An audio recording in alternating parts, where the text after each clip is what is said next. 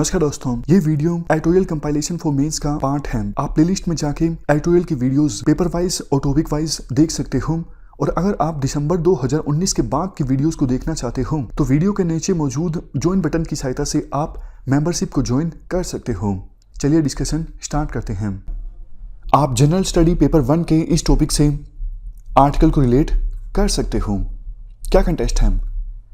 प्रधानमंत्री मोदी ने independence day के मौके पर लाल किले से जो स्पीच दी, इस स्पीच में उनके द्वारा कहा गया, सरकार इस बात पर विचार कर रही है गर्ल्स की मैरिज के लिए अभी जो लीगल एज है 18, इसे इंक्रीज करके 21 कर दिया जाए।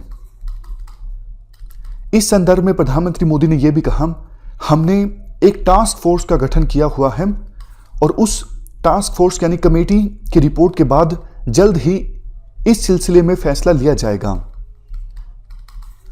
देखो, इस साल के बजट में हमारी जो वित्त मंत्री हैं निर्मला सीतारमन, उन्होंने एक टास्क फोर्स का गठन किया था और प्रधानमंत्री उसी टास्क फोर्स की बात कर रहे हैं जिसकी रिपोर्ट के बाद सरकार ये फैसला लेगी कि गर्ल्स की मैरिज के लिए जो लीगल एज है उसे इंक्रीज करना है या फिर नहीं करना है।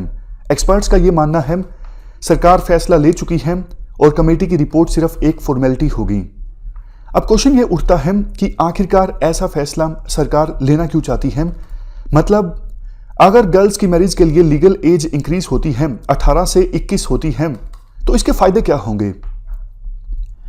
देखो, सबसे पहला फायदा ये होगा, अगर कम उम्र में गर्ल्स की शादी हो जाती है तो फिर ये देखने को मिला है खून की कमी हो जाती है, इसके अलावा न्यूट्रिशन की भी कमी हो जाती है। बट अगर गर्ल्स की मैरिज 21 साल के बाद होगी तो ये समस्याएं रिलेटिवली कम होंगी। नेक्स्ट, देखो, कम उम्र में लड़कियों की शादी हो जाती है तो सोसाइटी का प्रेशर आ जाता है जल्दी अपनी फर्टिलिटी प्रूव करने के लिए, जल्दी बच्चा पैदा करने के लिए। अब देखो, अगर कम उम्र में बच्चे को जन्म दिया जाता है तो इससे ना सिर्फ बच्चा अनहेल्दी पैदा हो सकता है बट मदर की हेल्थ पर भी प्रतिकूल यानी एडवर्स इंपैक्ट पड़ सकता है। यह भी एक रीजन है मैटरनल मोर्टेलिटी रेट ज़्यादा होने का। वैसे तो मैटरनल मोर्टेलिटी रेट मतलब बच्चे के जन्म के दौरान जो मदर्स की डेथ हो जाती है, इस रेट में हमारे देश में पिछले कुछ सालों में काफ़ी कमी आई है। लेकिन अभी भी जानकारों का ये कहना है मदर्स की जो डेथ होती है बच्चे के जन्म के दौरान, उसमें से एक मेजर फैक्टर ये है कम उम्र में बच्चे को जन्म देना यानी कम उम्र में मदर बनना। और इसका देखो एक सीधा सीधा कंसिक्वेंस ये भी होता है, अगर कम उम्र में बच्चे को जन्म दिया जाता है तो संभावना ये रहती है ज़्यादा बच्चे पैदा किए जाएंगे और ज़्यादा संभावना होती है पॉपुलेशन इंक्रीज होने की। अगर लेट उम्र में महिला मां बनती है तो फर्टिलिटी रेट कम होगी। तो एक सरकार के मन में यह भी चल रहा है कि ऐसा करके मतलब गर्ल्स की मैरिज की लीगल एज को इंक्रीज करके पॉपुलेशन कंट्रोल की दिशा में भी आगे बढ़ा जा सकता है।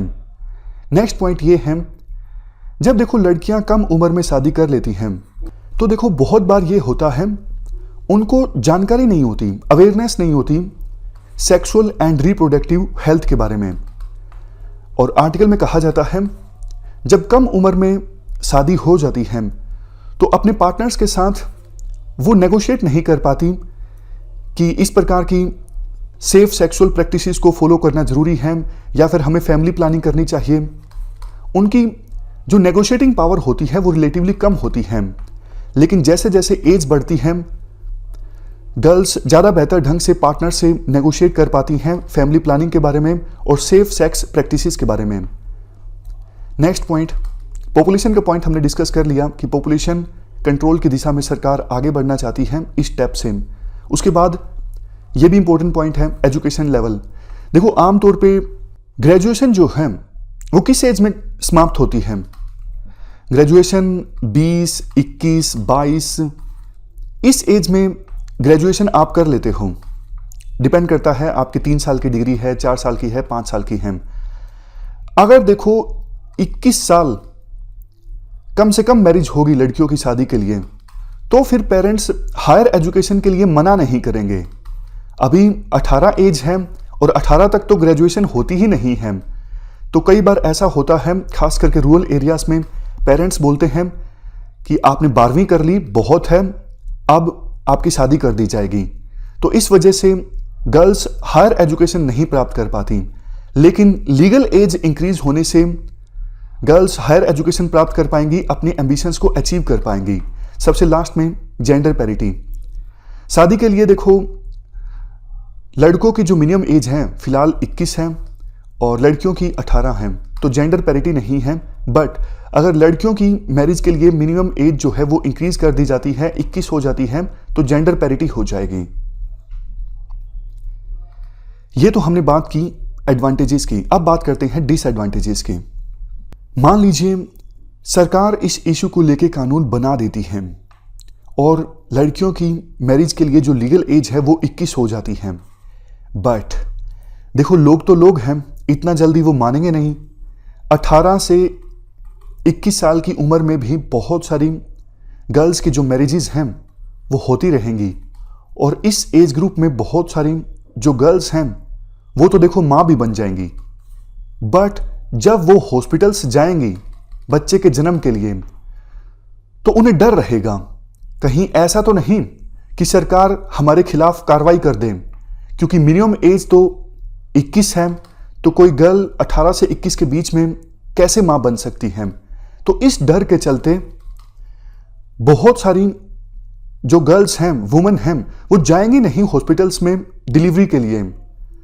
तो क्या परिणाम निकलेगा इसका? परिणाम ये निकलेगा, अब देखो हॉस्पिटल्स में डिलीवरी नहीं होगी बच्चे की, तो घरों में होगी।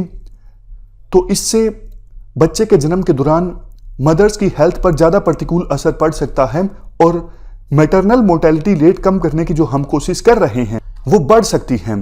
दूसरा डिसएडवांटेज ये है, अगर देखो कानून बन जाता है इस संदर्भ में तो अवेयरनेस फैलने में समय लगेगा।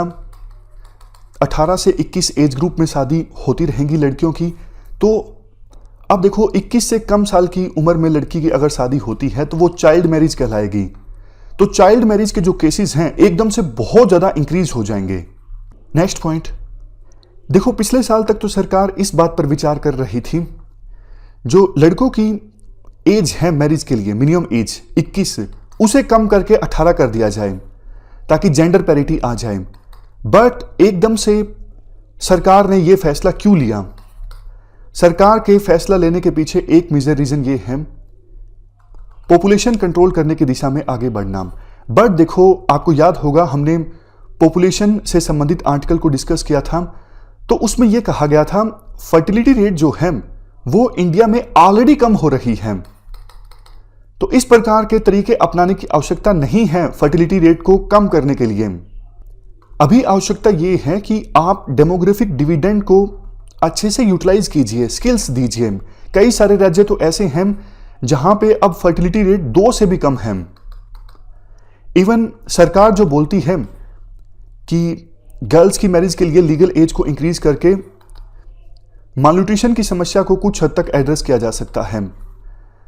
आर्टिकल में कहा जाता है, देखो मालन्यूट्रिशन का जो ये साइकिल है, इंटरजनरेशनल साइकिल, होता क्या है, मान लीजिए मदर में न्यूट्रिशन की कमी है, तो वो मदर जो बच्चे को जन्म देगी, बच्चे में भी न्यूट्रिशन की कमी मिलेगी।